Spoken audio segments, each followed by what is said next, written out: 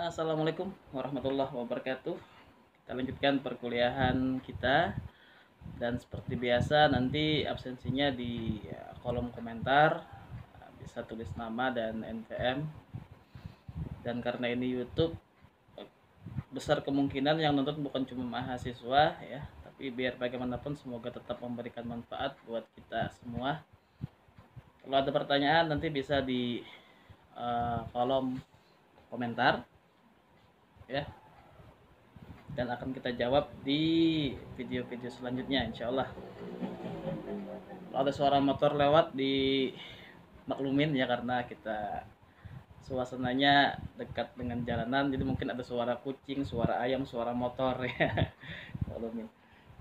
Kali ini kita mencoba mendiskusikan tentang indeks demokrasi kita yang semakin turun, karena ada semacam pengekangan pikiran yang terjadi di negara kita. Seakan-akan kita sering berbicara pembangunan infrastruktur, tapi infrastruktur pikiran itu seperti terkekang. Padahal tujuan pemerintah adalah mencerdaskan kehidupan bangsa. Dan memang bangsa kita mulai cerdas karena sering menghafal nama-nama ikan. Salah satunya. Baik, coba kita lihat sedikit bahwa demokrasi itu memang bisa dikatakan dari rakyat, oleh rakyat, dan untuk rakyat. Itu adalah sebuah istilah yang sangat sederhana. Kalau kita coba uji apa itu demokrasi, demokrasi itu adalah semacam penentangan wujud dari sistem otoriter. Jadi kita dulunya susah untuk berpendapat, sekarang kita bebas dalam berpendapat. Dulunya kita media pers itu terkekang, sekarang mudah dalam menyampaikan informasi. Nah itu. Terkadang sekarang kita ada semacam psikometik, intinya semacam ketakutan jikalau kita mencoba memberikan komentar ataupun mungkin kritik ya. Contohnya kalau kita katakan seorang pejabat publik itu tidak paham Pancasila, maka itu bisa kena delik. Atau mungkin kalau kita bikin status duit itu bisa kena delik juga. Nah ini jadi ada semacam psikometik yang terjadi di masyarakat kita dalam hal memberikan sumbangsi ide atau sumbangsi kritik yang tujuannya untuk membangun pemerintahan kita sendiri. Jadi sekarang pengekangan itu tidak berwujud senjata, tapi berwujud bagaimana mengatur jalan pikiran dari masyarakat. Kalau kita coba kaji, karena ini perbandingan ya, kita coba bandingkan dengan negara-negara lain. Konsep dari hate speech itu sendiri, kalau kita berbicara filsafat hukumnya, mungkin anak-anak hukum lebih memahami karena belajar secara langsung atau jurusan hukum ya. Tapi kalau saya coba boleh mundur ke belakang sedikit, bahwa konsep hate speech itu secara sejarah pertama kali muncul, ada peristiwanya ya. Jadi universitas tertua di Jerman itu adalah Universitas Heidelberg ya. Itu adalah universitas tertua di Jerman. Bahkan sekitar tahun 500 sudah ada. Tujuannya apa? Tujuannya untuk membangun infrastruktur dari pikiran itu. Namun konsep ini mulai terpecah oleh adanya semacam bencana peradaban dari Adolf Hitler. Jadi hate speech itu sendiri adalah ketika kita mengingatkan sesuatu, membuat orang ingat sesuatu yang memang itu menghancurkan peradaban manusia. Itulah hate speech secara filsafat hukumnya ya. Sekarang hate speech dikatakan sebagai ujaran kebencian. Nanti coba kita bandingkan ya. Atau mungkin kalau teman-teman ke negara Eropa ya, Negara Eropa itu dari abad 11 atau 12 13 dulu atau sekitar 600 sampai 700 tahun yang lalu secara sejarah ada semacam pemporak-perandaan peradaban perempuan. Jadi perempuan itu kalau diam di rumah maka dianggap bersekutu dengan nenek sihir. Maka terjadilah pembakaran massal, sekitar 300.000 perempuan dibakar hidup-hidup karena dianggap sebagai orang yang bersengketa dengan iblis atau nenek sihir. Nah, itu contoh peradaban yang luar biasa memperak-perandakan peradaban manusia. Nah, jadi di Eropa, anggap ketika kita mengatakan dasar perempuan loh, nah itu disebut hate speech, kena delik di Eropa. Kenapa? Karena ketika kita mengatakan dasar perempuan loh, maka seakan-akan kita mengingatkan sosok tadi ke peristiwa sekitar 700 tahun yang lalu. Jadi secara filsafat, hate speech itu adalah mengingatkan sesuatu ke hal yang membuat orang ingat dengan tragedi memporak-porandakan peradaban manusia. Itu hate speech. Nah, sekarang di negara Indonesia kita bilang duit saja bisa kena delik. Atau mungkin apa gitu, bisa kena delik karena masalah ujaran kebencian. Kayak itu di Eropa ya. Nah, artinya gini, ada semacam pertandingan sepak bola di Eropa di mana hakim garisnya itu perempuan. Nah, komentator itu mengatakan dasar perempuan. Kalau laki-laki itu lebih bagus hakim garisnya. Nah, itu kena delik itu komentator itu. Kenapa? Karena mengatakan dasar perempuan itu seperti menghina perempuan tadi. Kena hate speech tadi, kena delik tadi. Di hukum Eropa. Kalau di Amerika itu tidak ada undang-undang hate speech. Kita bebas berpendapat, kita bebas menghina, kita bebas mengkritik, tidak ada kita bicara apa saja tuh nggak ada perkara kena delik hukum nih karena sudah menghina seseorang. Batasannya apa? Batasannya adalah ketika kita tidak mengepalkan tangan ke muka orang atau tidak meninjau orang. Nah, kalau meninjau orang itu baru kena hukum.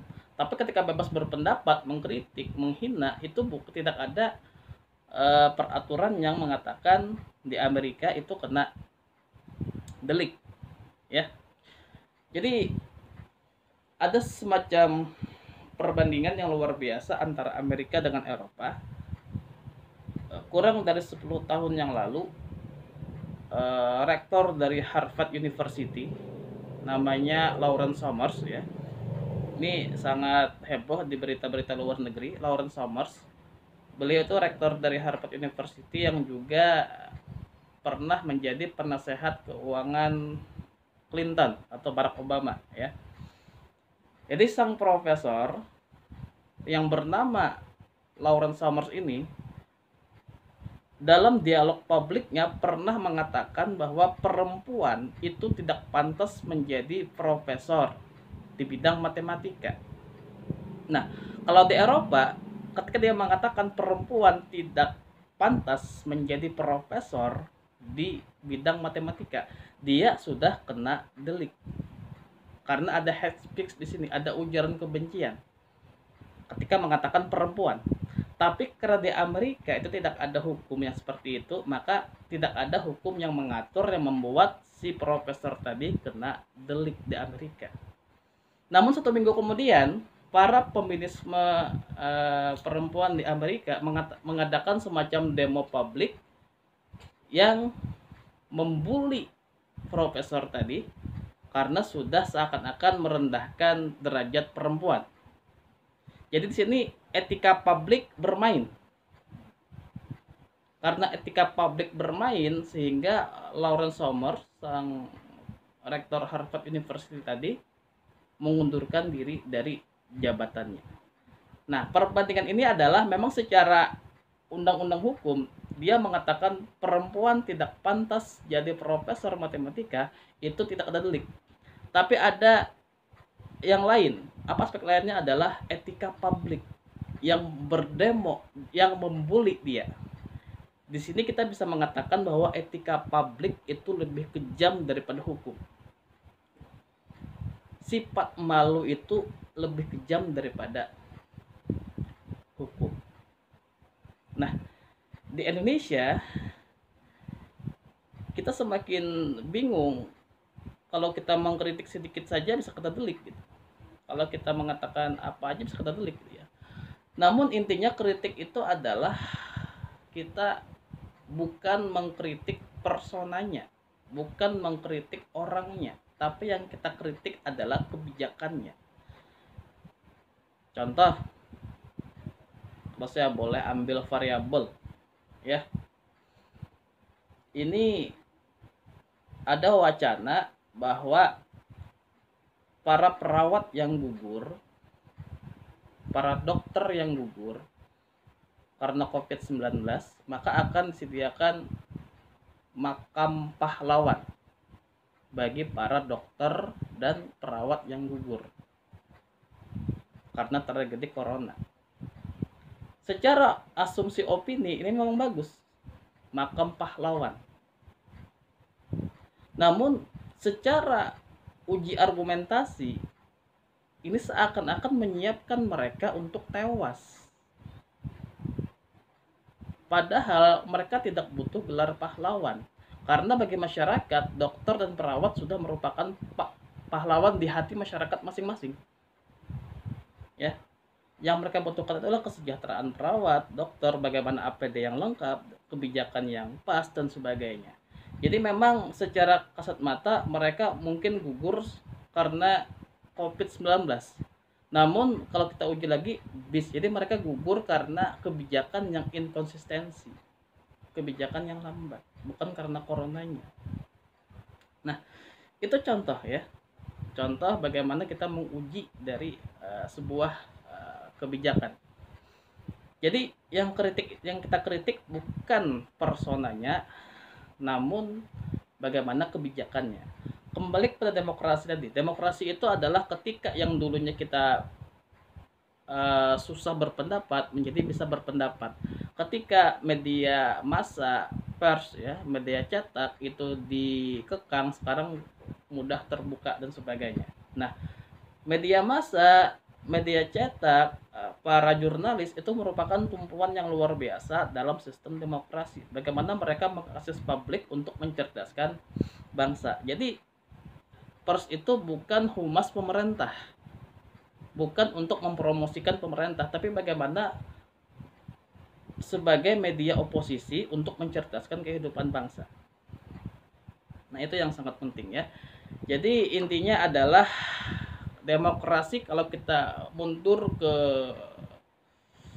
25 abad yang lalu ya, di Athena itu demokrasi itu adalah pertarungan argumen, pertarungan ide, pertarungan opini. Kenapa? Karena di dalam pasar agora mereka bertengkar argumen situ. Bertengkar tentang apa? Bertengkar tentang argumen kebijakan. Bagaimana harga telur, bagaimana harga beras, bagaimana harga bawang putih, dengan tujuannya saling tukar pikiran.